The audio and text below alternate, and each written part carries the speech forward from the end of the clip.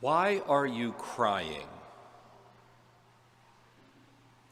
About 10 years ago, I was trying to wrap my brain around the fact that my mother had just been diagnosed with a horrible form of stomach cancer. Some of you were here in the parish and you recall that time. I recall how so many of you supported our family with your love and prayers. One evening, several months after the diagnosis, I was sitting with a friend at the rectory watching television. I don't know what we were watching, something gripping like The Waltons or American Home Pickers or something like that. And then a commercial came on for an upcoming Hallmark movie. 40 Thanksgiving movies for you to watch in the month of October. And the movie that was being advertised in this commercial was a Hallmark movie about a son and his mother and a perfect holiday. And I started to cry. My friend remained silent for a while, and then he asked in a gentle voice, "Why are you crying?" And I blubbered out something about these darn Hallmark commercials. They've been making me cry since AT&T stopped making commercials that made me cry. He nodded, paused, and then he asked me again, "Why are you crying?" And I said something like, "Well, Mom looked so thin when I saw her last Monday, and the chemo is so hard on her, and it's just horrible to think about." He waited a little bit, and he asked again, "Why are you crying?" And frankly, I was annoyed with my friend. And I wanted to say to him, "I have already told you why I'm crying, and is this what they taught you in seminary? When somebody's crying, just keep badgering them with questions?" That's what I wanted to say, but instead I found myself blurting out, "I'm crying because I'm afraid. I'm afraid that she's dying. And I'm afraid of what that will do to all of us. And I'm afraid of what life will be like when she's gone. I'm crying because I'm afraid." There, are you satisfied? And my friend gently smiled and said, "Now that you've told yourself the truth, I think we can pray." And we did. I learned a crucial spiritual lesson thanks to a Hallmark commercial. I don't say that very often in homilies, so hold on to this one. I had known for months that my mother was seriously ill, and I was praying about it all the time. But it wasn't until that commercial turned me into a blubbering mess, and it wasn't until my dear friend asked me the wise spiritual question several times that I could finally, honestly talk with God. "Dear God, I am afraid. In fact, I'm petrified, and I feel lost." Up to that point, I don't know that I knew what I was feeling. But my friend kept giving me the permission to finally say what was true. And when I said it out loud, it wasn't God who was learning something. It was me. God already knew that I was scared. But I hadn't said it yet, because I couldn't know it fully yet until that moment when someone loved me enough to ask me, "Why are you crying?" When we give ourselves the freedom to tell God the real, deep, honest truth, God already knows the real, deep, honest truth. But throughout the Bible, we read about people who have lost hope and who have broken hearts. And when they pray, they don't hold anything back. They tell God exactly what they're feeling. And I think that in praying that way, they discover the truth about what is going on inside of themselves, and they finally reach a point of honest openness when they when they can encounter the living God in a conversation where the healing starts. In tonight's first reading, no one needs to ask the prophet Jeremiah, "Why are you crying?" Jeremiah just starts off with that statement in the very first sentence of tonight's reading. He admits that he has tears in his eyes. He says, "Let my eyes stream with tears day and night without ceasing." And then he immediately begins to explain why he's crying.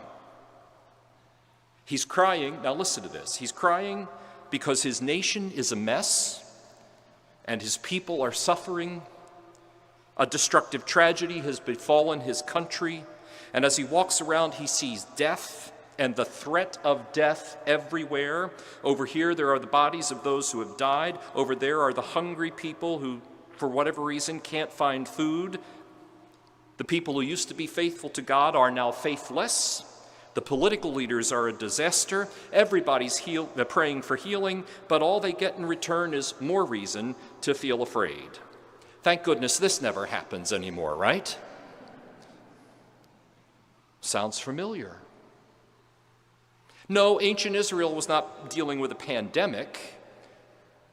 They were dealing with foreign nations who had invaded them, taken most of them into exile, strewn death everywhere.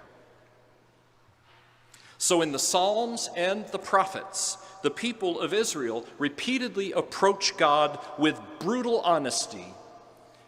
And as they pray, it's as if they're saying to God, "This is why we're crying." Apparently, God approves of such honest prayer, because there's no recorded moment in the scriptures where God sends lightning to zap somebody who prayed too honestly. It also appears that ancient Israel had experienced so many devastating losses over the centuries that even when they were lamenting in their prayer, they never ended such prayer without doing one thing. They always remembered. They remembered even in their tears that God never abandons us completely. Or as Jeremiah says to conclude tonight's first reading, "O Lord our God, to you alone can we turn." Mary of Magdala was not sure where to look on that first Easter Sunday afternoon and morning. She went to the tomb, Mary did, early in that morning, expecting to find the grave sealed up and Jesus cold and dead. But when she got to the tomb, the stone was rolled away and his body was missing, and Mary encountered two heavenly messengers who asked her, "Woman, why are you weeping?" In fact, in this section of John's Gospel, John uses the word weeping 5 times. He's making a point. "Woman, why are you weeping?" She thought that someone had taken Jesus' body to another location. It's bad enough that he's dead. Now they're messing with his grave.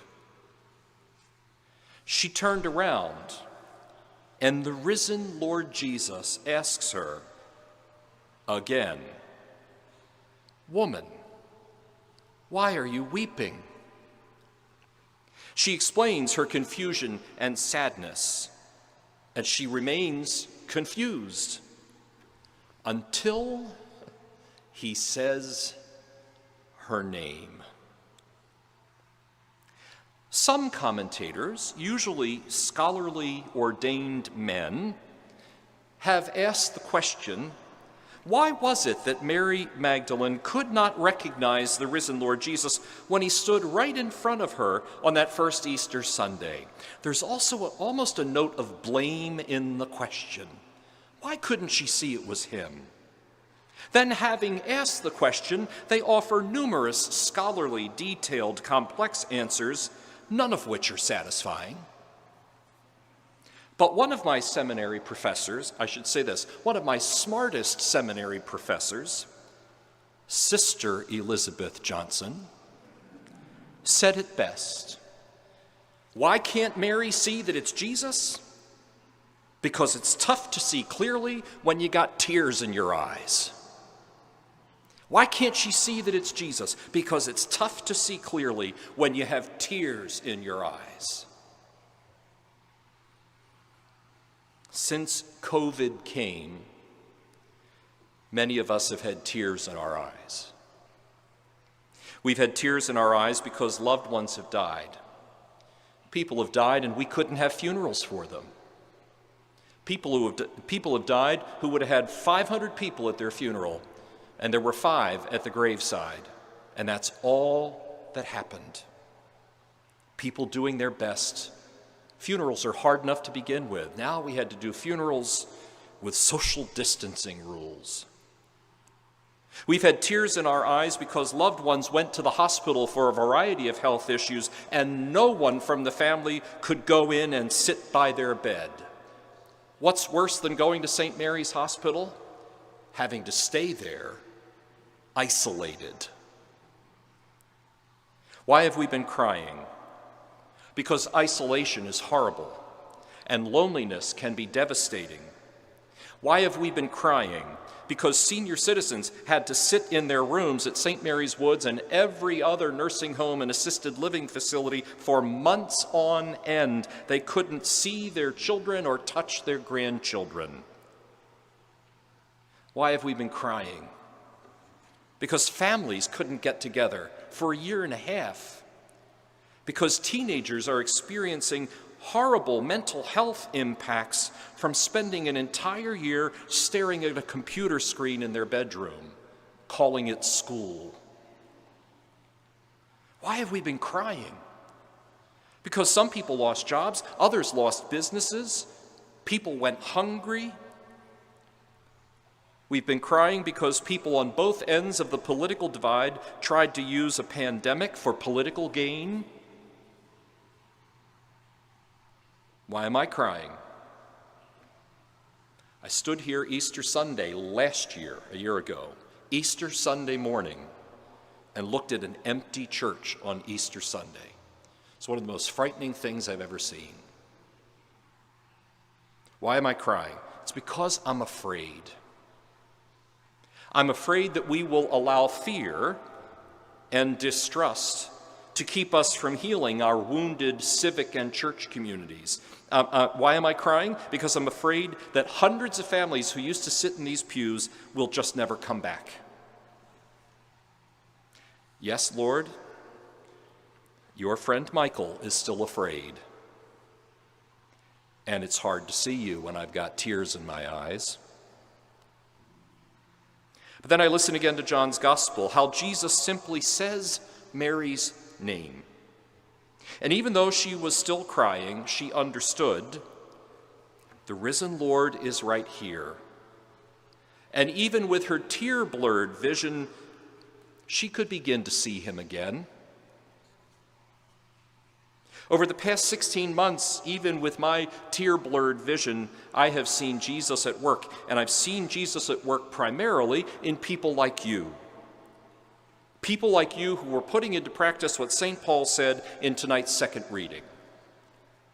What did St. Paul say? He said, put aside bitterness and anger. Put aside harsh words. Instead, be kind to one another. Be compassionate and mutually forgiving. Even through my tears in the past 16 months, I have seen Christ doing that work in you.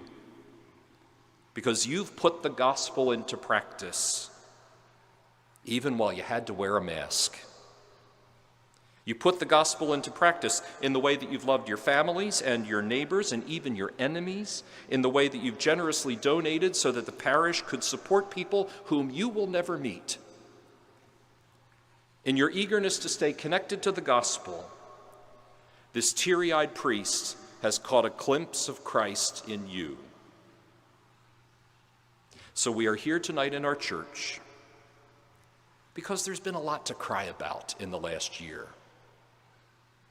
But don't forget that even as Mary Magdalene was still drying her eyes, Jesus said to her, Go and tell them that is the apostles, go and tell them that death didn't win. Go and tell them that suffering didn't triumph. Go and tell them that the stone was rolled away and that the tomb is empty. Go and tell them the good news, Mary. And I just have to wonder, when she got to the place where the apostles were, did any of them ask her, Mary, why are you crying? And did she say, oh, these? These are tears of joy.